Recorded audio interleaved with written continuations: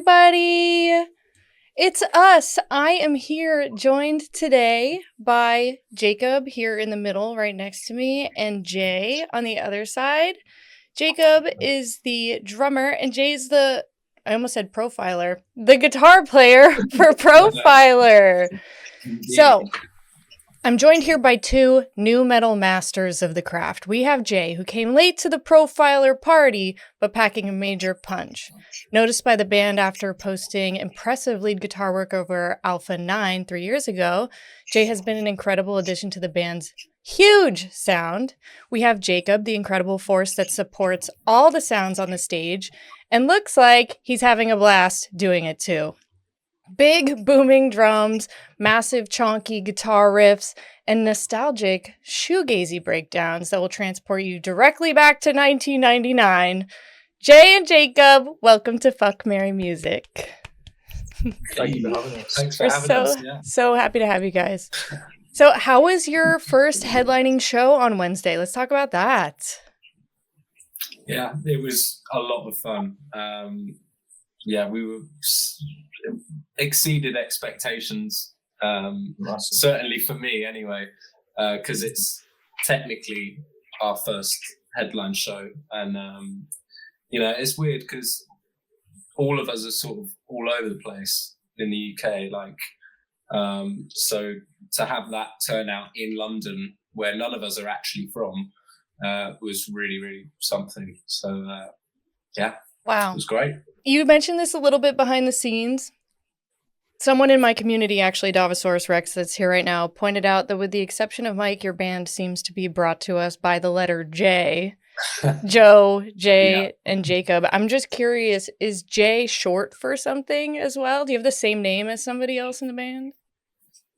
No, I am literally just J-A-Y, so that's it. Yeah. Nice! Love that. And you said you and Mike have the same last name too?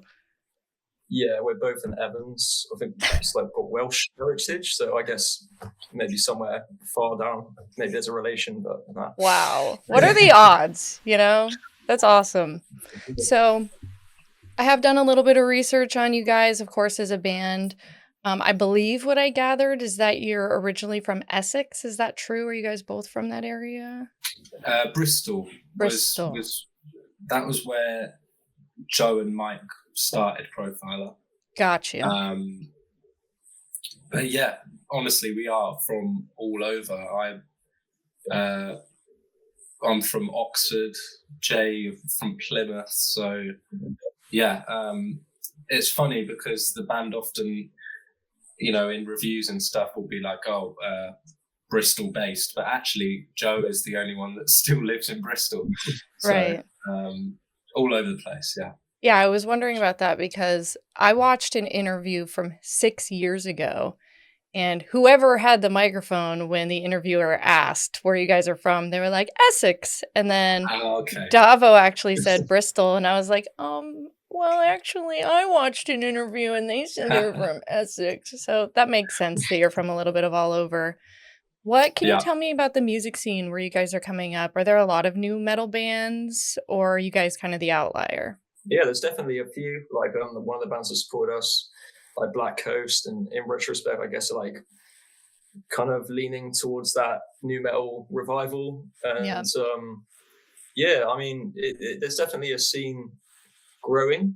I think it's maybe still quite small at the moment though, so just see where it goes. But obviously with bands like Ocean Grove and that, really bringing it back, I think totally it's definitely something.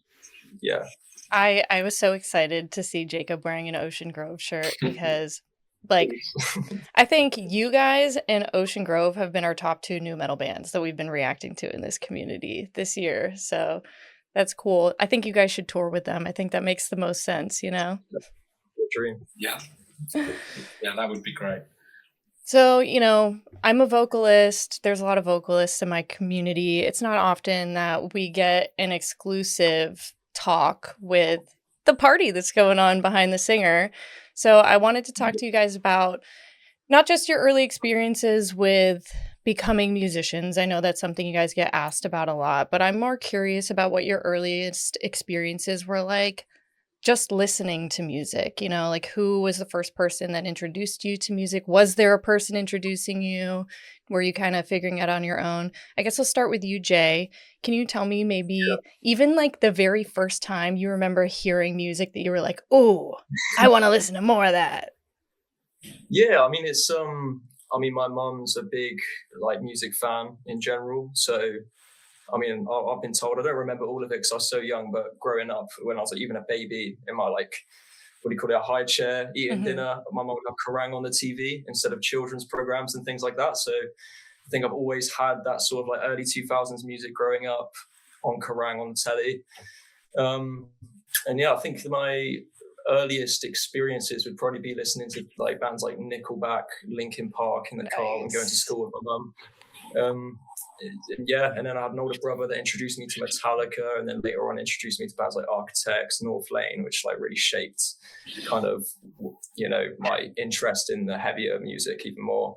Right. So yeah, it's very early on, you know, bands like Linkin Park, Deftones, Metallica, of course, you know, the staples really. Of course. But yeah. I'm happy to hear you say that because as somebody in my chat pointed out, you do look very young. So, you know, it's refreshing to hear that still Linkin Park, even Nickelback is breaking through to the youths. Oh, for sure. Yeah. That's awesome. Are any of those people musicians that were introducing you to music, or were you like making your own choices, figuring out like, oh, I do kind of want to try to do, you know, music stuff? Well, back then, my older brother was playing a bit of drums. I mean, he stopped playing years and years ago now, but that was when he was like 16. You know, he liked playing like Metallica songs and had a little band with his friend, just basically covering Metallica songs and stuff like that. Yep. So I think it helped. You know, we had a drum kit around the house, so I'd always go and bash on that and annoy everyone when I could. But hell yeah, that's what that's for. That's just a noisemaker. Yeah, for sure. There's always some guy that just wants to play Metallica music. My first boyfriend of 2 years had a guitar to just learn Metallica songs. That's it. And then his brother learned how to play the drums so he could drum to the Metallica songs for him, obviously. So glad that dream is still alive too. Love that. Love that. All right, Jacob. Joe's not here. You guys, you know, I got the rug pulled on me 3 different times, so forgive me if I have to do the Rolodex of J names to figure out. Honestly, I get confused as well, so yeah. Right up top, I'm already fucking up. That's great. Okay. So Jacob, can you tell me, do you remember your earliest experience listening to music and appreciating it and wanting to listen to more? Yeah, I think definitely one of them, if not the earliest memory, would have been just the CDs we had in the car as a family. And that was sort of definitely where the love for music in general started. It wasn't until much later that it took a heavy turn into sort of watching Kerrang! And you know, I don't have an older brother who was learning Metallica. So, it was, to be honest, it was in school where I met a bunch of people who were listening to that kind of stuff. I started drum lessons with a guy. And at the time I was like, you know, I want to learn pop songs. I just want to be playing that. And maybe the heaviest would have been something like Red Hot Chili Peppers. But beyond that, I didn't know. Like, it was a whole new world to me. And my first drum teacher, happened to be really into that stuff and downright basically refused to just show me the pop stuff. So he's a good teacher. Yeah, exactly. I'm very thankful for it. He was showing me Kerrang, a lot of Linkin Park, Slipknot, Korn. Yeah, I really like this guy. Yeah. So yeah, that was my introduction into it. And I remember the first kind of the first few heavy songs. Like, the first one would have been Slipknot, I'm sure. And just thinking, well, yeah, it's a no-brainer. I want to be playing that. It's the aesthetic. It's everything about it is just what I want to be doing. So yeah. Definitely a tall order to be following the drums in Slipknot, I will say. Oh yeah. That's like very much so. That's taking on a big task. I wanted to ask you who was your biggest inspiration when you were first getting into drums? It probably would have been Joey Jordison from Slipknot. Really? Yeah. Wow. Yeah. Just because, one, because I was just being introduced to heavy music, but also everyone in the heavy scene just seemed to be very good, but not at the speed that he was doing it. Like, it was just, otherworldly kind of stuff. So, and the whole big, massive drum kits, which was, again, like, I'd just been introduced to, it was just like, oh my God, this is just the coolest thing. It's the coolest instrument. And Joey Jordison was my first influence for sure. Legend, Rip the Goat, Exactly. Yeah. Oh my God. What a great way to start. Kind of like what your teacher was trying to do is like, you can do pop stuff. Anybody can do pop stuff, but start with the harder shit and then you can do anything, Exactly. So starting with Joey Jordison, maybe not the easiest route you could have gone for yourself, but in the long run, maybe the best thing you could have done for yourself at that time. Basically, I was playing Slipknot songs very badly for a long time, right. for years and years, until it actually sounded somewhat like the record. That's the path. Yeah. Sound really, really bad a lot until you don't. That's just being a musician. The thing is with drums as well is there's no escaping. Like, I feel like if a guitarist messes up, you can kind of try and turn it into something. Maybe it gets drowned out with the rest of the music, but with drums, there's no hiding. Yeah. If you mess up, people will hear it and it will just sound like, you've just thrown something down the stairs or something like right. that. And you might fuck up the rest of the song for the other instruments that are trying to follow you. Mm-hmm. Yeah. No pressure Jay's or anything. Jay's definitely been there. It's all good.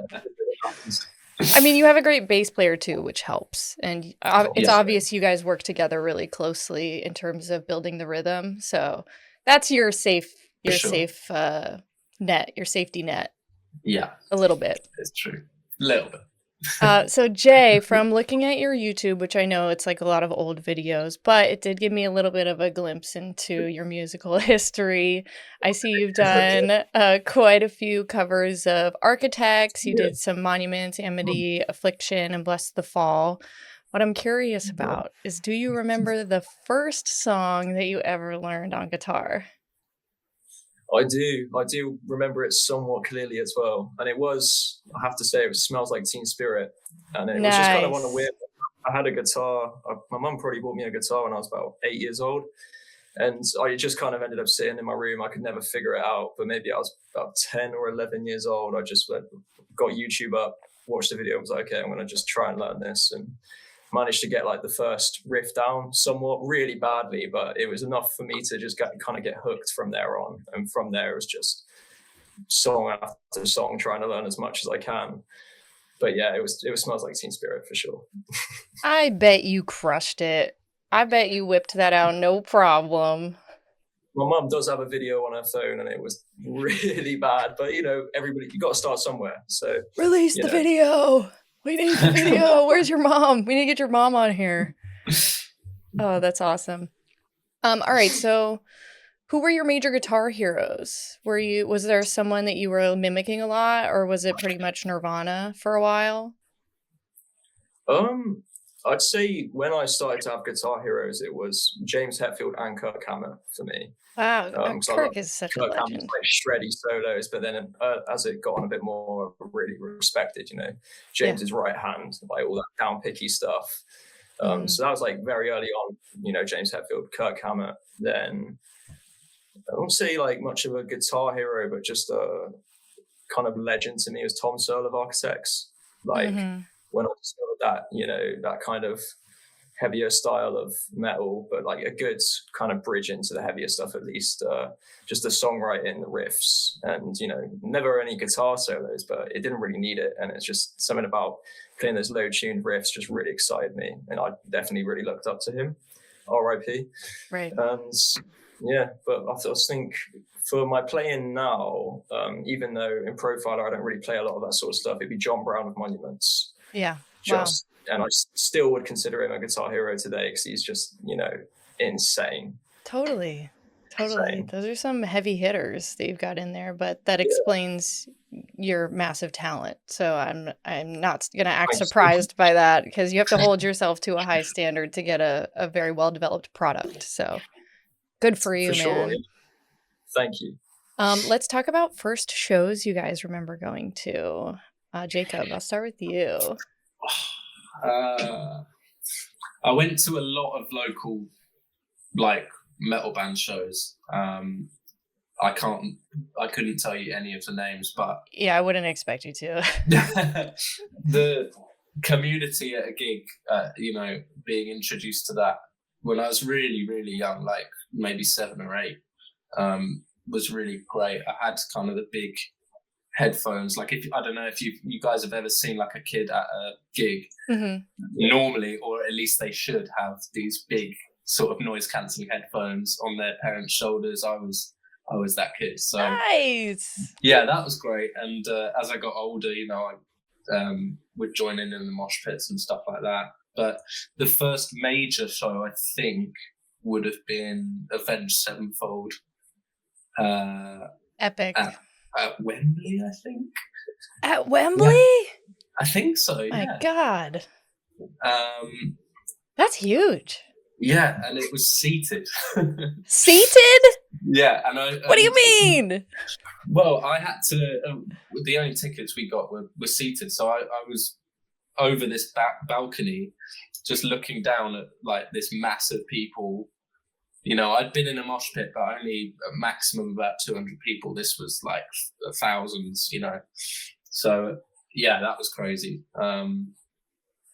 But yeah, that was the first sort of major gig. I went through a proper phase of them. It's not quite my thing now, I have to say, but at the time it was all I was listening to. So yeah, that was my first big one. Yeah. Yeah, I feel like after you go to any show, like your first big show, it's such an emotional experience. If you feel deeply connected to music, you're going to be bumping whatever album that cycle they were on for years to come, Yeah.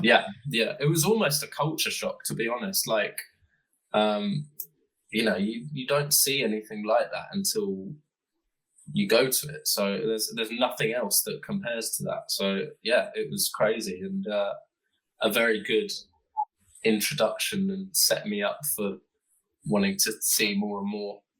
That's how they get you. That's how they exactly. Get you. Yeah. All right, Jay, what about you? Do you remember your first concert? Again, it was Metallica, which I'm very happy to have gone to. 12 years old, right in my Metallica phase as well. So wow. Nice.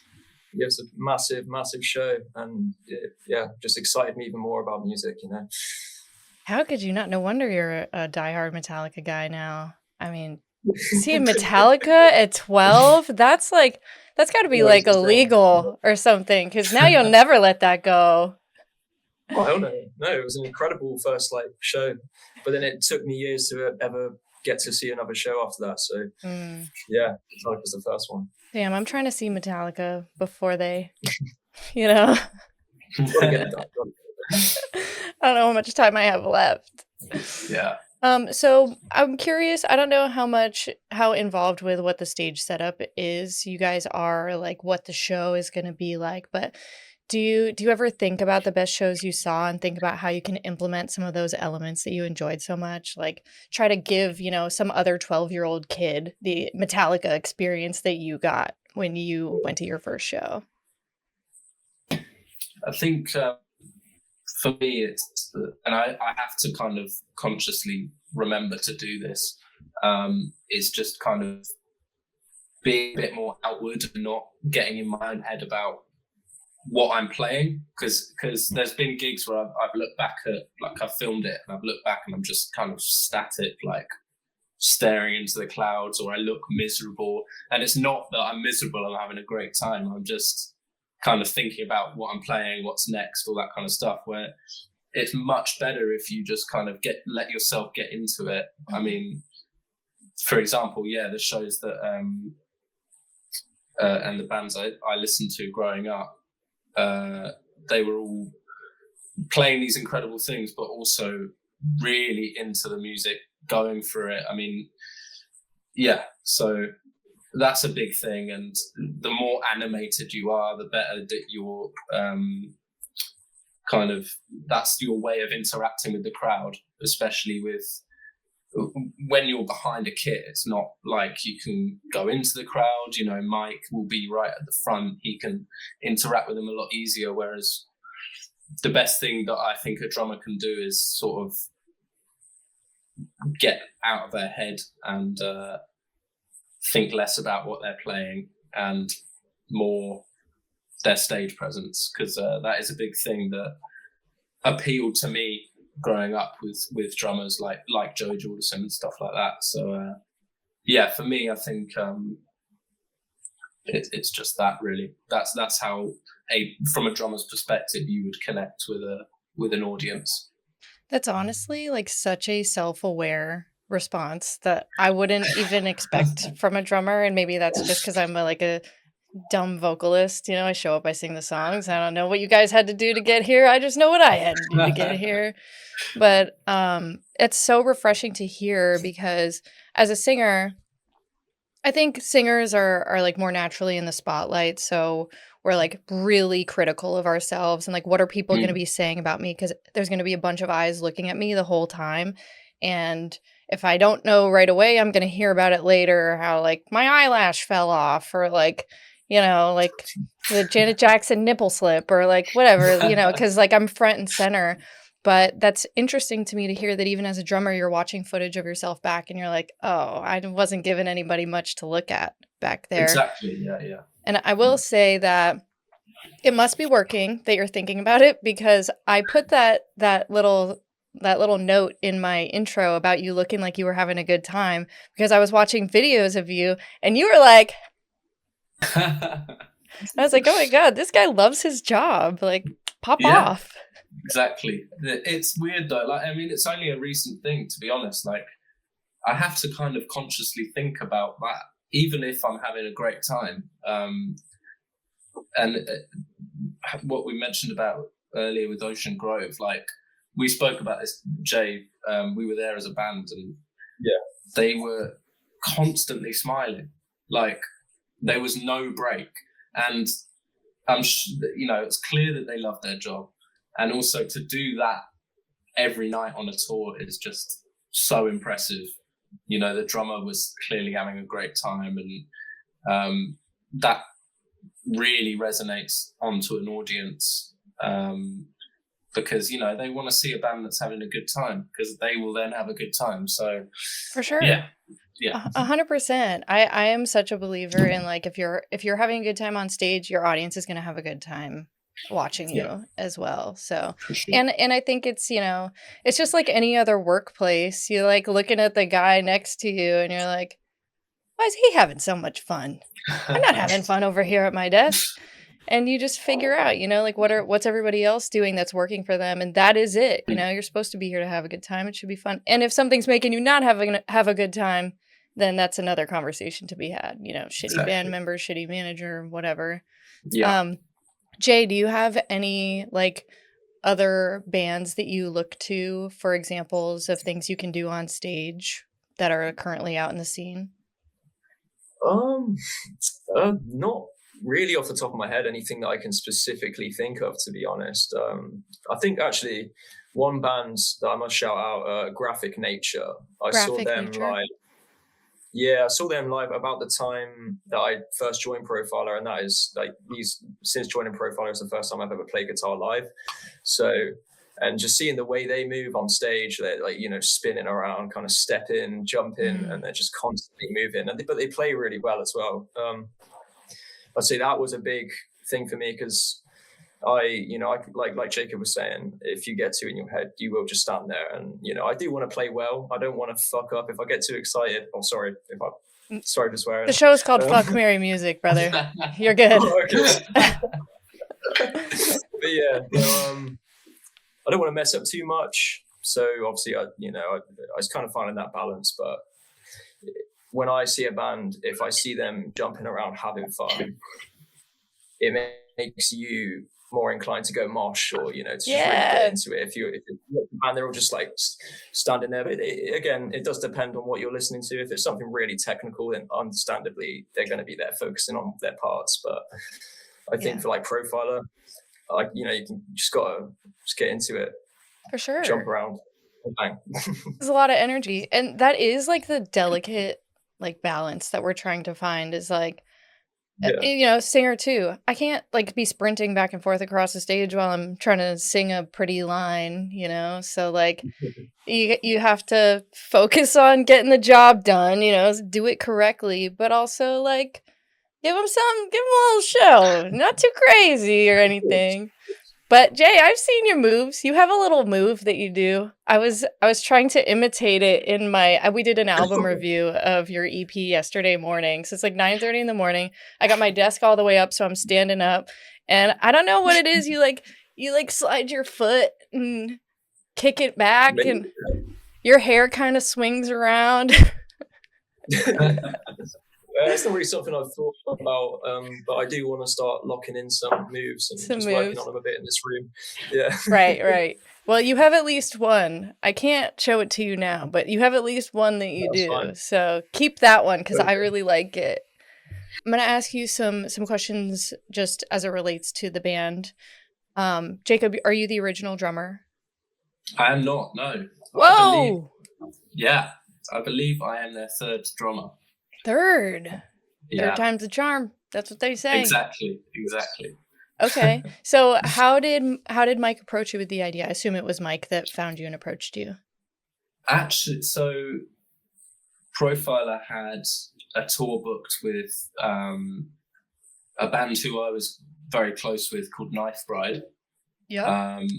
And I was staying at one of theirs at the time, and they just that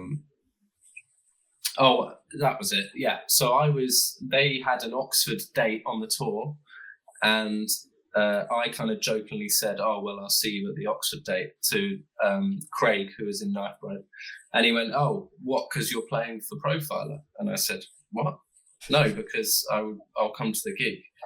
And he went, "The Profiler are looking for a drummer." And I'd just left the band that I was in, so it was like, oh, this is perfect. I need to kind of make this happen. So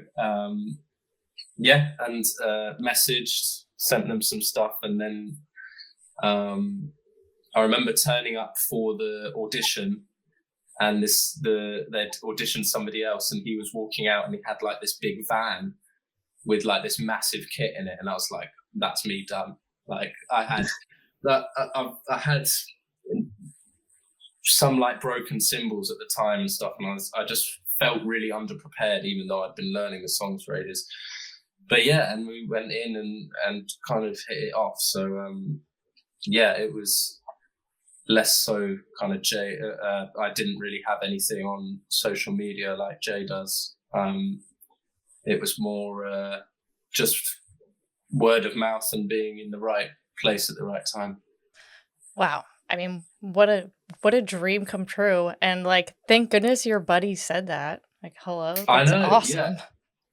Yeah. The more I think about it, the more it was like, oh, if all of these things hadn't happened. Like, I was living in Brighton at the time, which is so far from Bristol, it's almost like I may as well not have auditioned. But then kind of all of these events unfolded, and I ended up moving back to Oxford, which is not as far. So yeah, it was so many things that kind of led to this audition.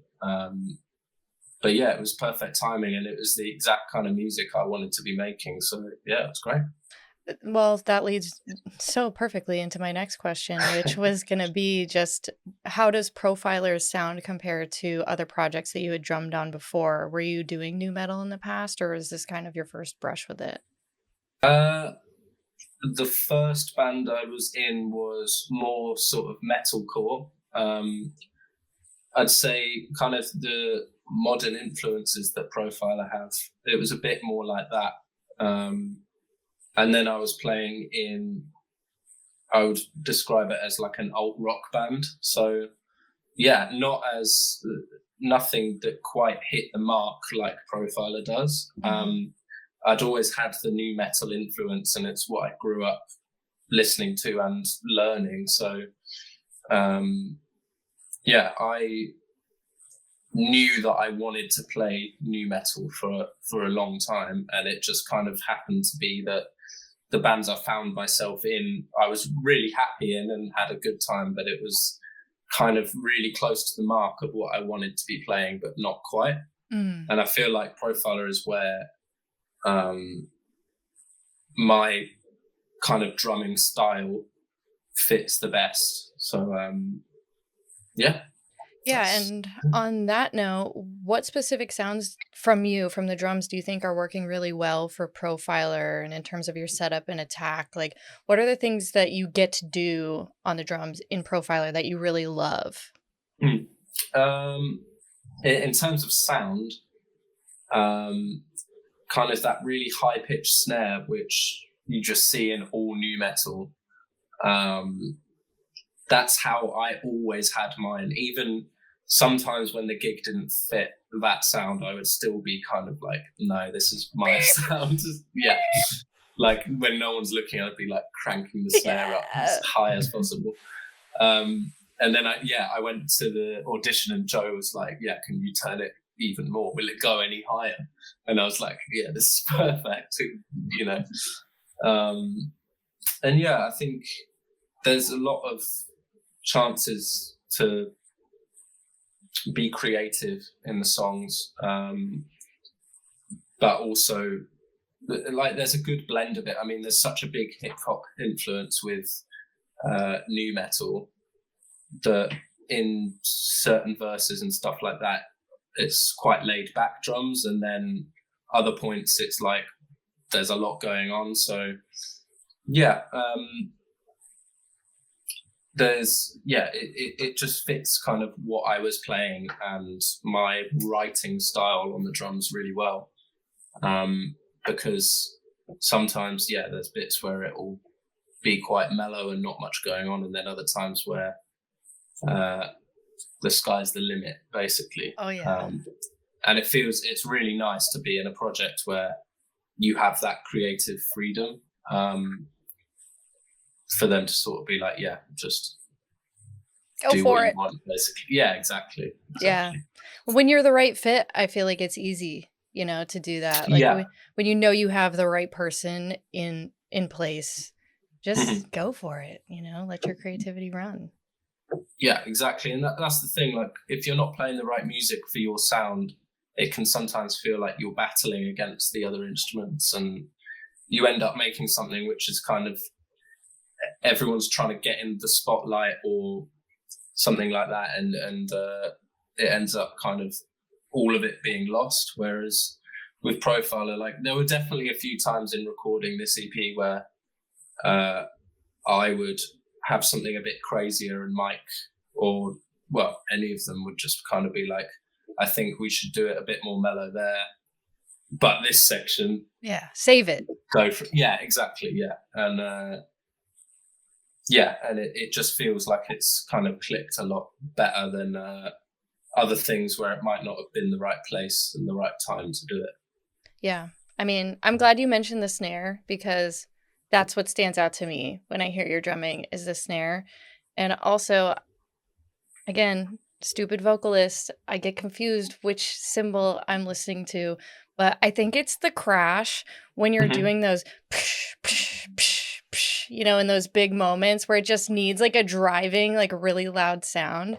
And it's always so well placed for me. So, well, thank you. Keep it up. A+ effort from me.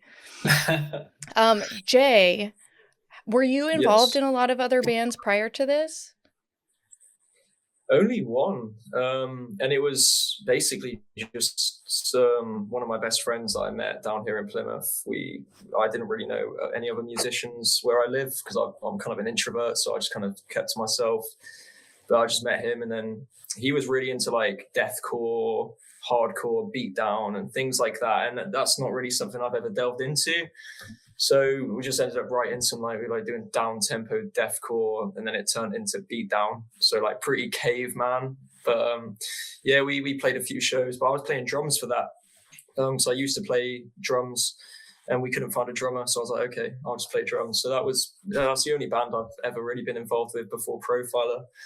But yeah, we had fun. It was very silly at times, but Right. I mean, the first band always going to be a little bit of trying a little bit of everything, throwing shit at the wall, praying sure, somebody likes this. You guys like this? Huh?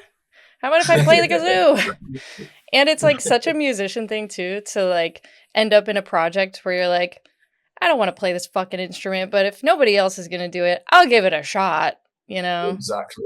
Yeah. I feel like it's a rite of passage.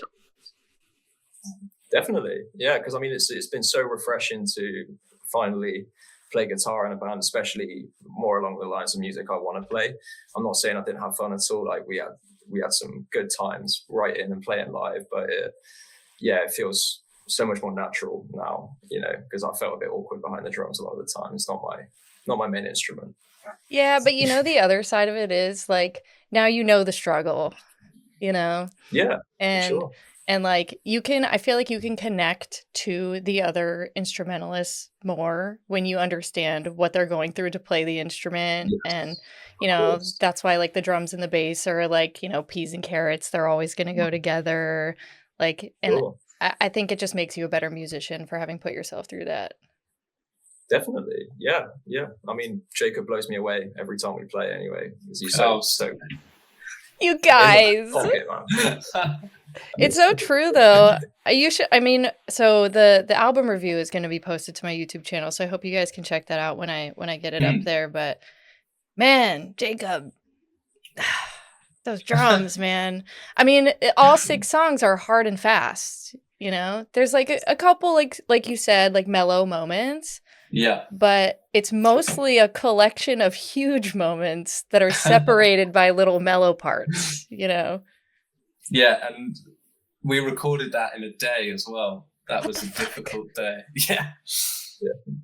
Jeez. I remember I was like booking the studio time, and I assumed it was at least 3 days, and Joe and I was like, oh yeah, so how many days? How long do you need me for? And he was like, yeah, we're only doing 1 day. Oh, I was like, what?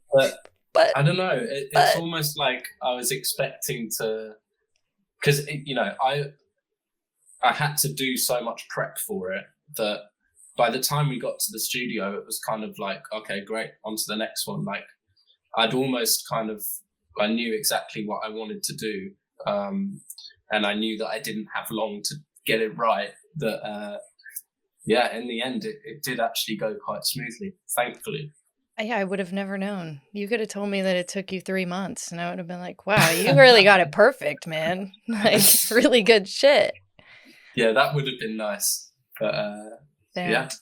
Wow, that's amazing to hear. So I wanted to throw out some influences that I and my community have suspected are in your past that have maybe culminated to get the sound that we're hearing.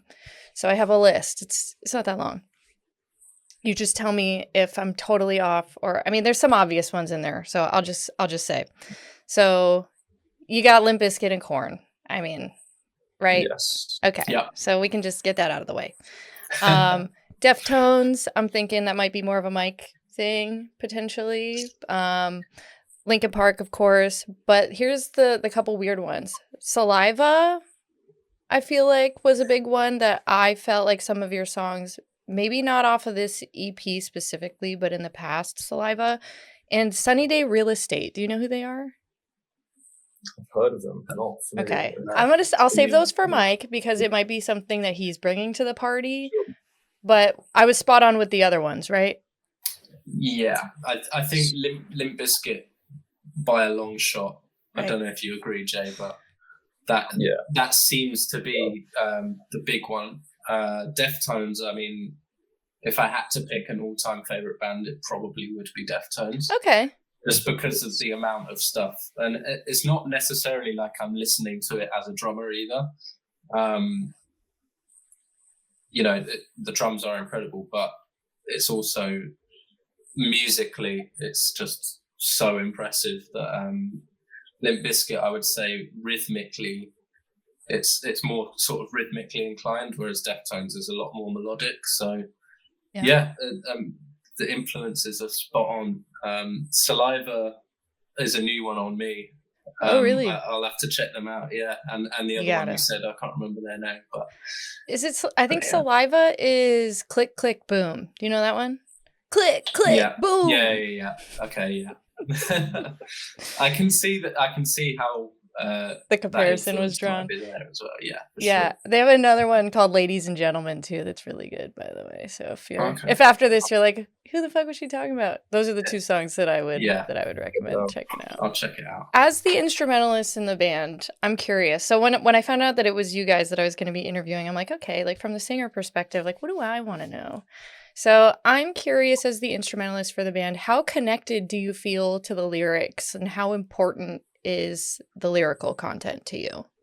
I mean, I've never really been a massive lyrics person. It's never been something I've really delved into. So, and I'm terrible at writing lyrics because I've tried before. I'm so bad at it. But I think I see it as sometimes it can be very subjective to the person who's reading them as well. So, you know, you can have your own concept, but at the end of the day, it's going to resonate with everybody differently. But I think overall, I'm happy to obviously leave that down to Mike, because he's got a very good way with words. He's got a very good way with words, yeah. Yeah, he does. Which is something he does indeed. And yeah, I mean, it's not something I've really. I'm more of a music person as like instrumentals. That's what's always drawn me in, is how it all sounds together. You know. Yeah, I do find it interesting because I'm the same. Like, I'll listen to the musical content before lyrics for sure. But I've spoken to vocalists before, and just like anyone in general, even not necessarily musicians, and they've kind of gone, oh yeah, I really like this song because of the lyrics. And there's definitely some music out there for me that the lyrics are the thing that I kind of latch on to. But generally, that's not the case. And I feel like vocalists, it might be maybe the first thing you guys kind of notice. But obviously, like, hearing and reading through all of the lyrics for the songs on Masquerading Self is like very in the pocket for me, in terms of what Profilers sound are. Like, you know, there's when you look at bands like Deftones, Limp Bizkit, Korn, Slipknot, like it's almost from an outcast perspective of society. Like, all of these, you know, it's an offshot.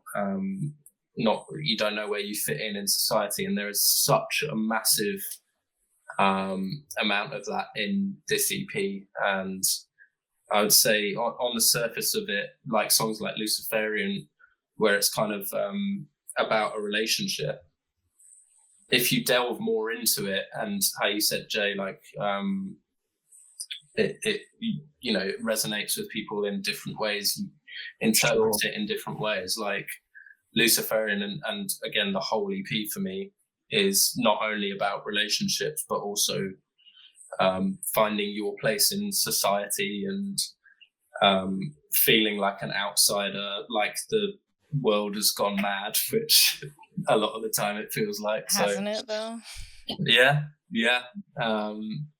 But yeah, there's a lot of that, and Mike, I think, is very well connected to all of that, which comes out in the songs in such a great way. So yeah.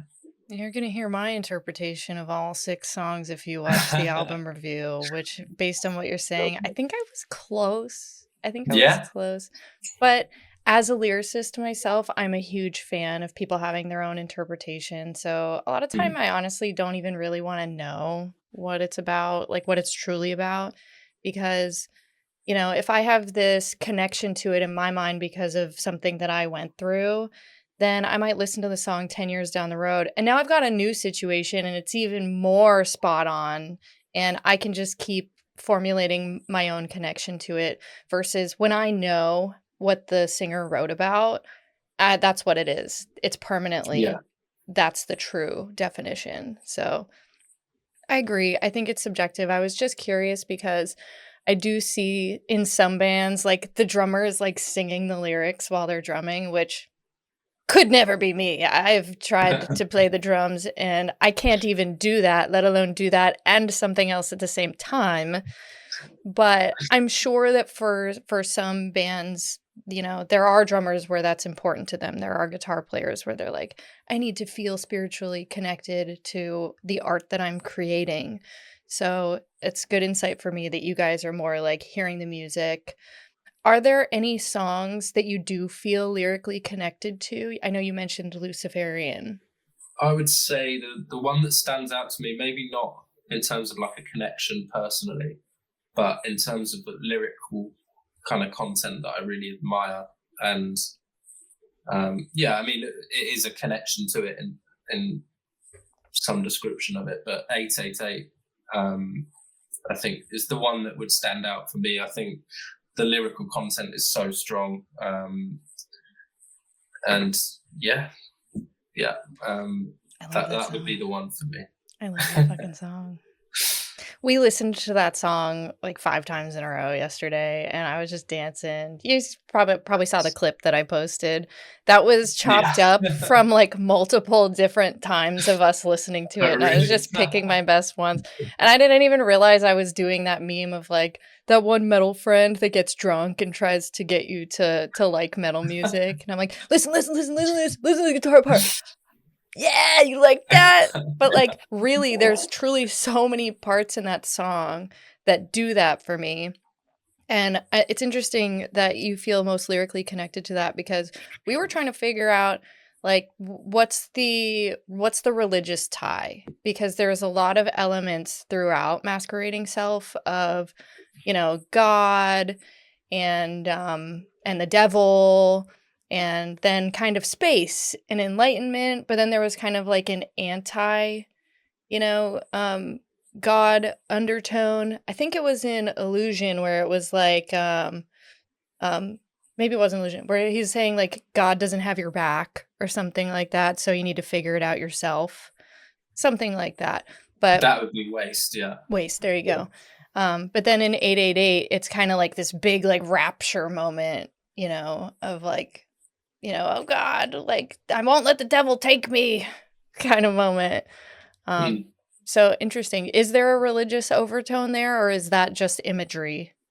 I know it's the lyrical question, but I'm curious.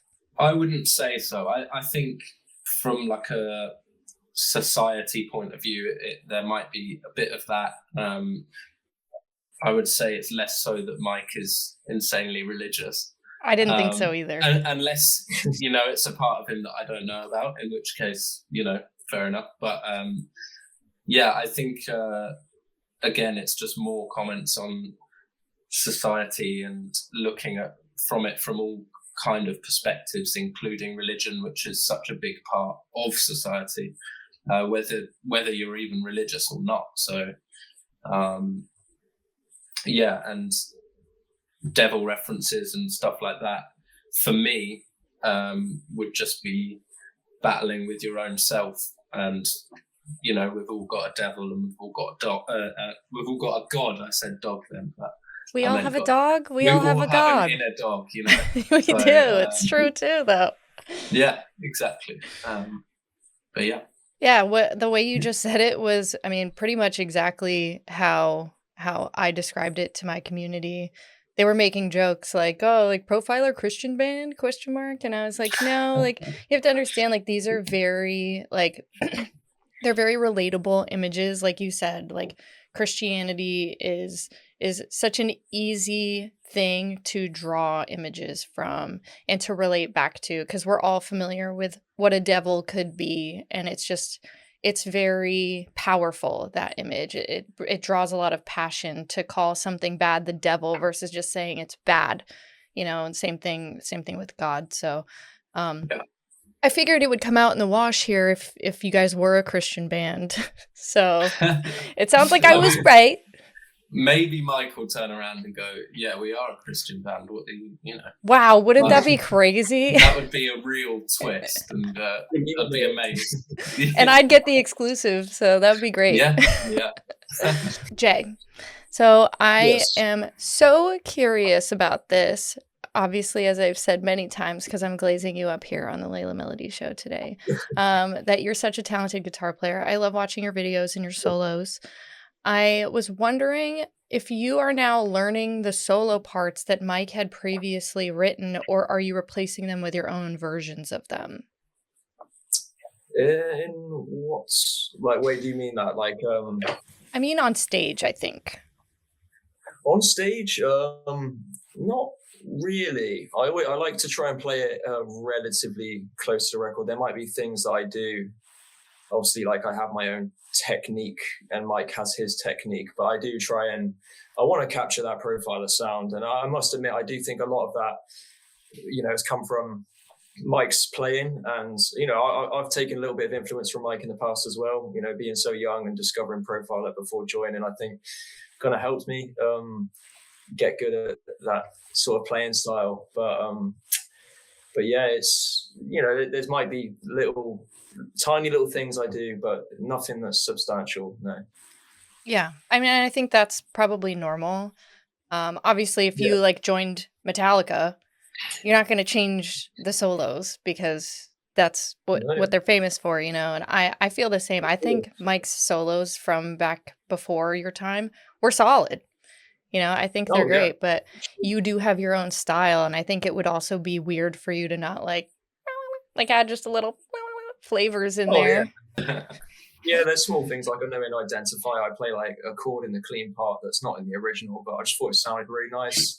Yeah. And it works with everything else, so I just do that live, there's things like that really, but it's got to be the song for me because the songs are great.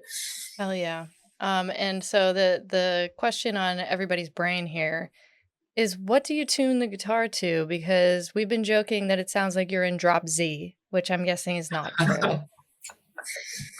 Oh, it's so other than 888, 888 is actually on a 6-string in drop C.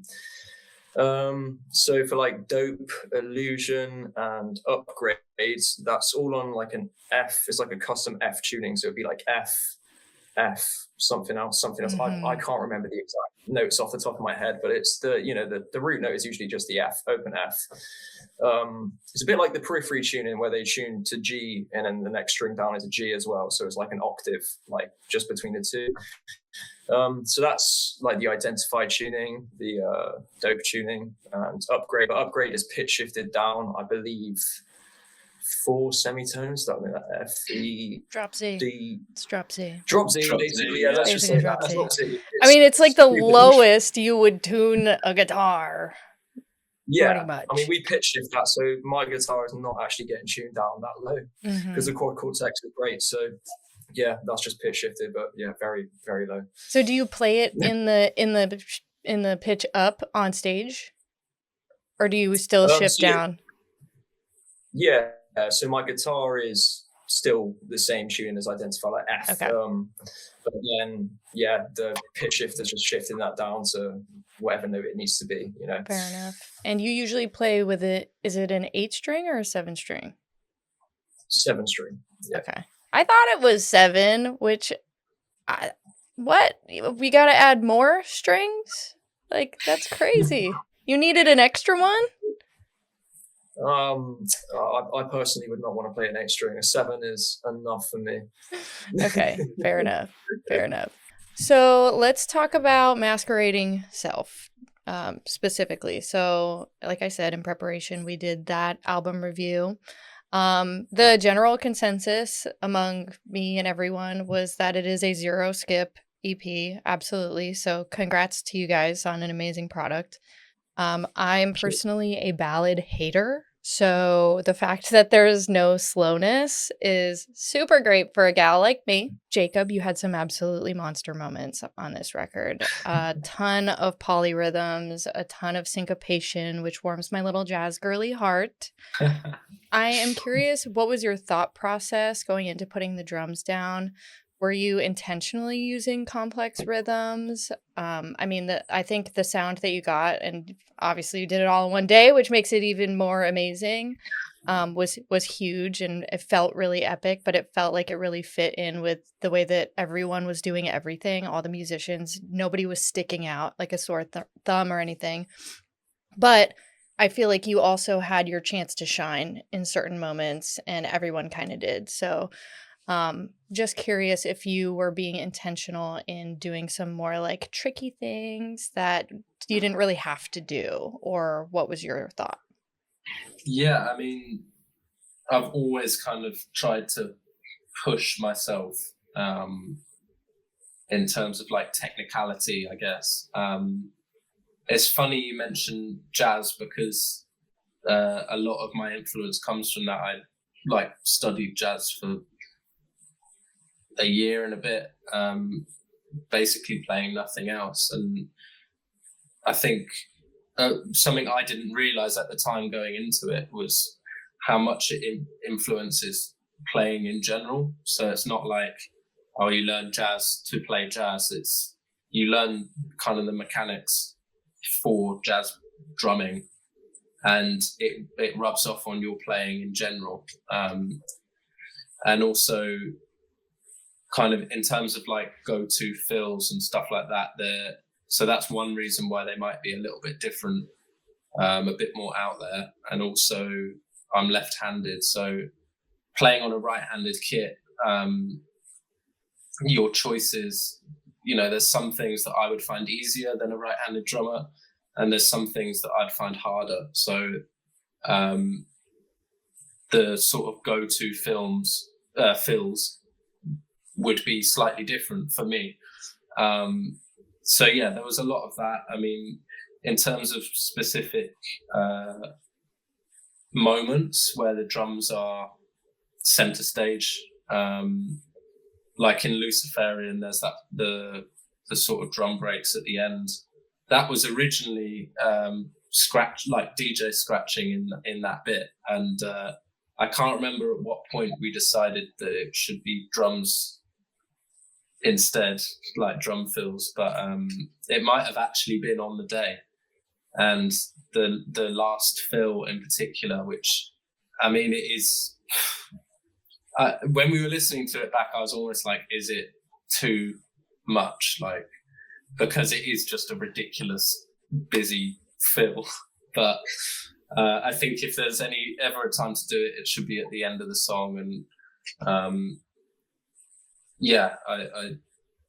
the original fill I put there, our producer Tom was like, it's kind of, it doesn't sound great. Well, he didn't say it doesn't sound great, but he was just like, wow. Yeah, I know, right? Thanks a lot. Yeah, but he was just a bit like, do something a bit more. And I was like, oh God, okay, because I'd like had everything prepared, and we were tight for time. But yeah, so we trialed a couple, and in the end went for by far the most obnoxious drum fill. But yeah, again, I think it's nice to be able to do that kind of stuff when it's needed, if it is a little bit ridiculous. But it's been really nice because there's been a few kind of reviews and stuff like that where they're speaking about that moment in particular. So to be able to do that has been great. But originally the drums, I think when we first got shown the EP, they were like MIDI automated drums, and it was very sort of stripped back. And yeah, I mean, we could have gone that route, but yeah, I wanted something more out of the songs I was going to be playing on. So yeah, at every opportunity, I was kind of like, let's try different things, and yeah. I'm glad you made the choices that you did. You're getting Me props for being a lefty in my chat. Also, I just saw Lindsay said, "Got that dog in me," when we were talking about that earlier.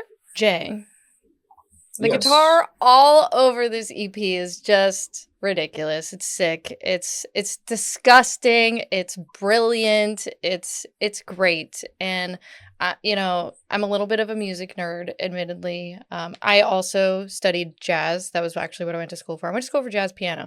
Terrible piano player, but I still studied it. And you know, they make you do, when you're in school for music, a lot of like interval training. You know, what interval is this? Major, third, major fourth, all that shit. And I'm just curious, do you have any like go-to intervals that you use? Because for what you do in like nu metal, in metalcore even, there's like certain intervals that are like, you know, like the tritone is kind of like the obvious one, but I feel like you use a lot of sixths.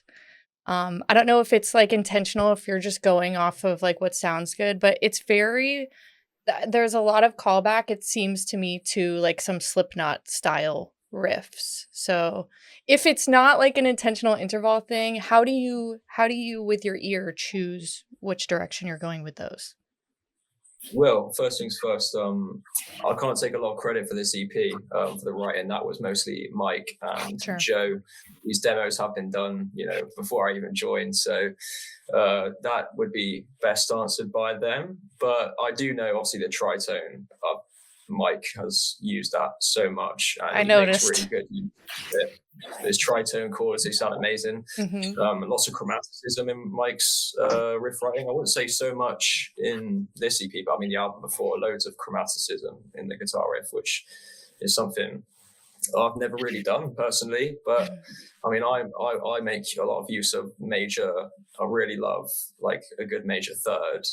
Yeah. Like in chord progressions, if you do like a minor chord progression, then you resolve on that major third, or you know, maybe you're using the major third with the minor second. Is it? I'm really terrible with music theory, but that kind of like Egyptian kind of sound, I guess. You know? It's like there's like a Phrygian scale, or like the melodic minor is really Of course, yeah. Yeah, I mean, obviously, like I said, I'm not going to be the best to answer that question because this is coming from the minds of Mike and Joe on this EP, mostly. Yeah, I'll bring it back to them too, but you know, course, I have watched live performances of you executing it, and you're crushing it. So I know, like, you're probably learning a lot just by playing the song that they wrote, you know, and like what feels good and what feels right. So I was curious on your insight on that. Yeah, of course. So I got to talk to you guys about the song Upgrade. So there's this part in the beginning. I'm going to play it. And my community was like, what the fuck was that? That was awesome. And we went back and listened to it over and over again. And it's in the opening verse of Upgrade. My community dubbed it the machine gun part. So here, I'll play it for you. I'll tell you when it's playing, when the part is playing.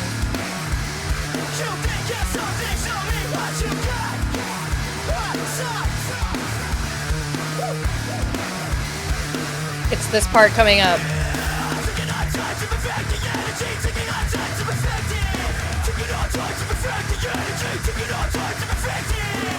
Okay. What the fuck, man? What the fuck is going on there? It's so cool. The rhythm is so awesome. How did you guys land on that part? I have to say the rhythm, obviously that was written before Jay joined, and I joined, but yeah, that rhythm is so fast to execute it that fast. I have to say, like, you know, the drums are a little bit more spaced than what you got. Like, it's very sort of bass and guitar busy at that point. Machine gun is such a good description of it. Yes.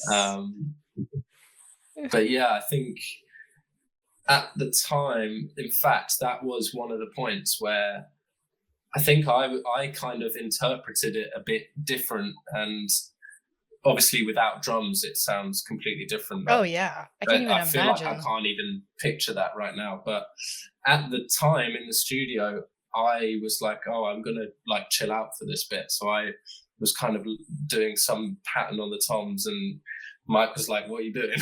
Like, this bit needs to be big. So yeah, and at the time it was kind of figuring out the vision, and once the drums were there, then you know, machine gun part, that's exactly what it is, and what I think was the intention originally, to go into the song as crazy as that.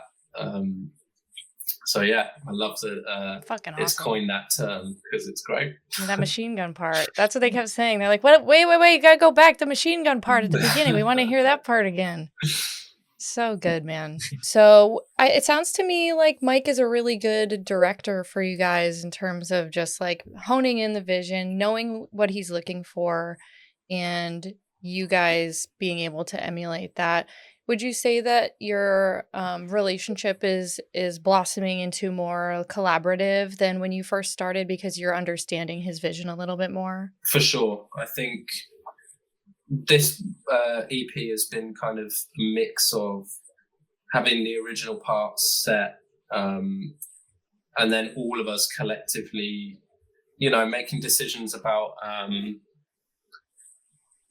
what sections should go where, and yeah, stuff like that. Like, we've all put our mark onto this, which has been really nice, especially considering, you know, we haven't been in the band that long. So to do that's been great. Our relationship has definitely gotten better, and we're understanding each other as musicians a lot better. But yeah, I mean, Mike and Joe, they've both both of them have written these songs. Luciferian, I think, is Joe mainly. But yeah, it's their writing style and stuff like that is yeah, we're definitely becoming a bit more of a machine in terms of how we write, and where our parts fit, and what our roles are in writing. Yeah. That's great. I mean, it's so important to feel like you're in a safe space with your bandmates when it comes to writing, and like being comfortable to share an idea or to like try something weird and see if it sounds good. I'm a big proponent of you know, if you never take risks, you're never going to grow. So to be able to do that in your space with your band is huge. And do you guys feel like you have that with your band? Yeah. In fact, Upgrade wasn't on the EP originally until I suggested that it should be. I was like, we need to have this on it because it's one of the strongest ones. God. Yeah. So yeah, it's nice to be able to say that. I mean, and come up with ideas. I mean, Jay, they've taken a lot from you. I know that. So yeah, it's been nice to be able to do that for sure. Jay, do you feel like your voice is being heard? Your guitar voice? Yeah, definitely. Yeah, I mean, it's becoming a lot more common now as well with like demos that we have in the works. You know, Mike might ask me to add a section to it, or like, because he give me like a vague idea of what to do and just let me kind of work on it. And some stuff has kind of landed so far, some stuff doesn't, but you know, that's kind of how it always is going to be. I'm not able to write what everyone wants to hear every day, but right. Yeah, I feel comfortable to share my ideas, and everybody, you know, they're always received well, even if it's not gonna work out, you know. So important. That's so great to hear. Okay, so I'm really excited. We're moving on to the reactions because I'm a little reactor girl. So I'm hoping we brought at least 2 songs that you guys have never heard before. You did mention In Retrospect earlier, so I'm guessing you guys have already heard Outcast. Well, that was one of the songs. My community actually brought these songs for you guys. Have you heard Head Wreck? No, I haven't. No. Perfect. No. Have you heard The Cards I Play? Oh god. Okay, No. awesome. This is great. This is great. I do a lot of smaller bands on my channel, so you guys, believe it or not, you guys are the biggest band that I've interviewed.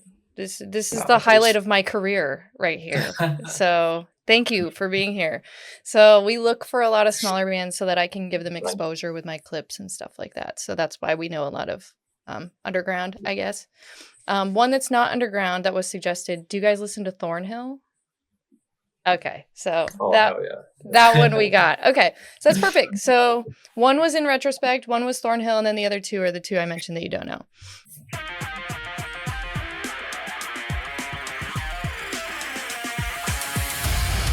and say to my face.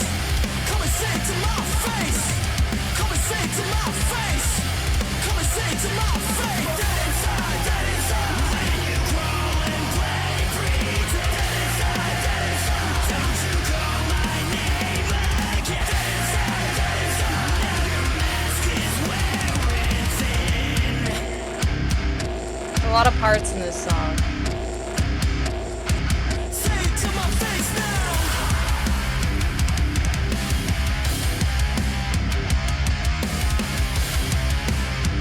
It's a big Metallica moment.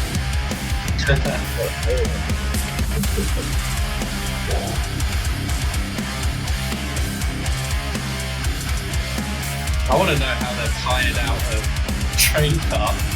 Right.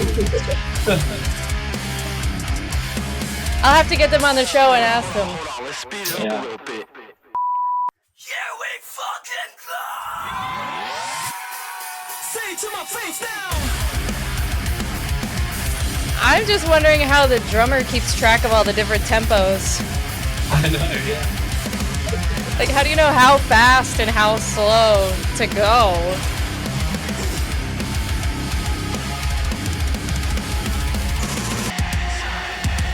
Don't you call my name again. Dead inside, dead inside. See the lies under your skin. Dead inside, dead inside. Now your mask is where it's in. Dead inside, dead inside. Dead inside, dead inside. Dead inside, dead inside. Dead inside, dead inside. Your mask is where it's in. There you go. Very nice. Yeah. A little band called The Cards I Play. So many different sections, but each of them, like, I feel like the influences were so clear with each one. That chorus Totally. is like so Linkin Park. Yes, I he even love it. sounds like Chester a little bit. Yeah, right? Yeah. Totally, yeah. It's always, whenever a song has different parts like that, I call it Bohemian Rhapsody. So that was very Bohemian Rhapsody for me, which I love. Also, any record scratches in a song, I instantly like it like Yes, 3 times more. So agreed. Nintendo, who's in chat, Nintendo Rudy. Nintendo is actually the community member who brought you guys to me. And nice. he's excited that you guys are here, of course. And he is asking, how did you do the guitar part in Illusion when Mike is singing You've Got Nothing? Do you recall that, Jay? I can play it if you want. Yeah, I'm just trying to think of it off the top of my head at the moment. Profiler. It's towards the beginning, I think. I'm looking at the Yeah, lyrics yeah. right now. I can hear it in my head. It's just trying to think of what it actually is. Let me play it. Hold on. Yeah, it's You want me to skip forward to it here?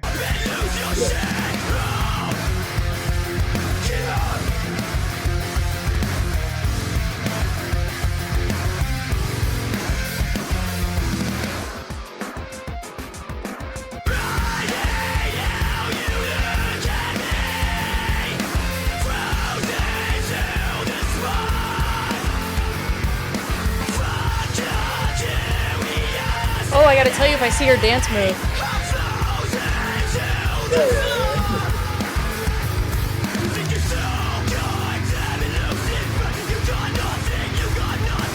This part.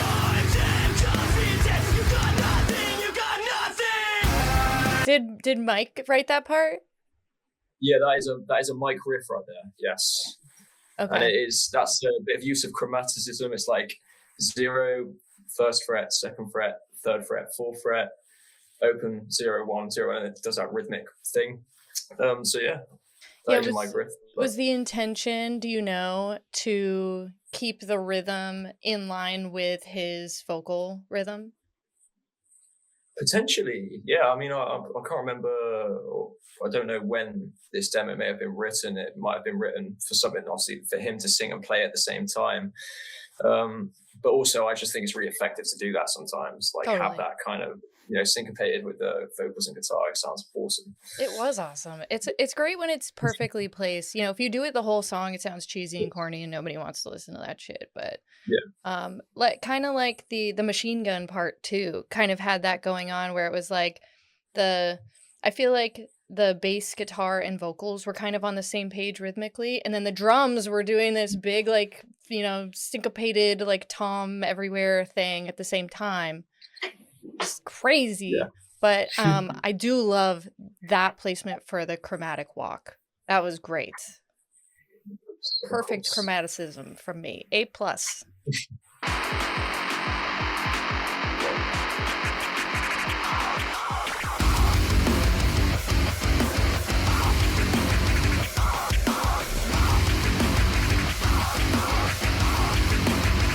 Very DIY video.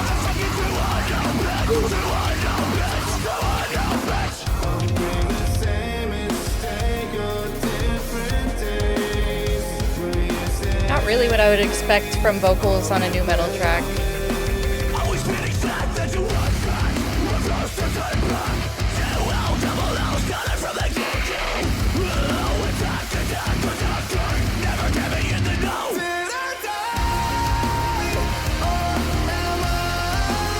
This is very metalcore. Yeah.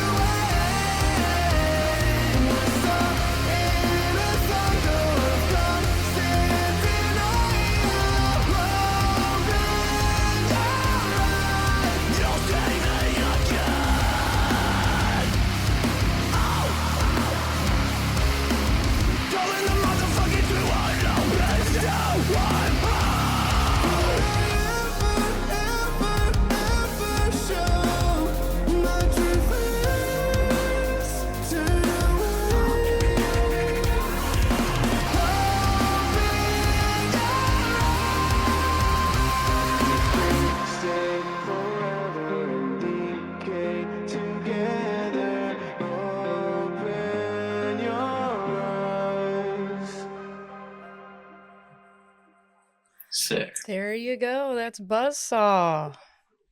Love that. The fisheye lens is just classic. So good. Classic 90s video. You ever watch there's these 2 young rapper guys named Joey Valance and Bray. Have you heard of them? Heard of them, yeah. You should watch their videos. They're all like that. It's old school rap. They sound like the Beastie Boys. Like, sick. Legit. Well, I like that, and they do these really fun videos with the fisheye lens. They're always doing like jackass stuff. They've got like a scooter. The one guy's got a broken leg, but they're, still trying to do tricks on a vert ramp. Like, it's great. It's good nice. I feel like with a DIY video, like, if it's just kind of singing into the camera, and they're doing that so well, because they're so like almost over the top. Like, I feel like, well, certainly if it was me, but I feel like any band, if you're doing that, shooting a music video, miming, like, you almost will feel ridiculous, but you'll be going like, you'll be feeling like you're going so far over the top. But then you watch it back and you're like, oh yeah, well, it looks sick. And they've done that incredibly well. Yes. If you don't go over the top, it looks like you're doing nothing. Yeah. You have to be theatrical if you're doing shit like that. Exactly. Well, I'm glad I was able to find a couple songs that you guys hadn't heard before. That was my hope. So I wanted you guys to leave with some new metal for your playlist if you were in the market, of course. Always. There you go. And maybe, they're small enough that they could open for you guys. If you ever get that North American tour, we got to get that set up for you guys. We do. Let's do it. Well, that's it for me. I want to thank you guys so much for coming on my show. Besides your new EP, Masquerading Self, do you have anything else coming up that you wanted to promote or talk about? Any other shows, anything like that? I would say nothing specifically, but there's some things coming up that are going to be like we've got a very busy start to the year, let's say. So nice. Studio and live. So yeah, if anyone follows us and wants to keep an eye out, then there'll be stuff certainly at the start of the new year that's going to be really fun. So yeah, I'm excited. Me too. I mean, how are you going to follow up this EP?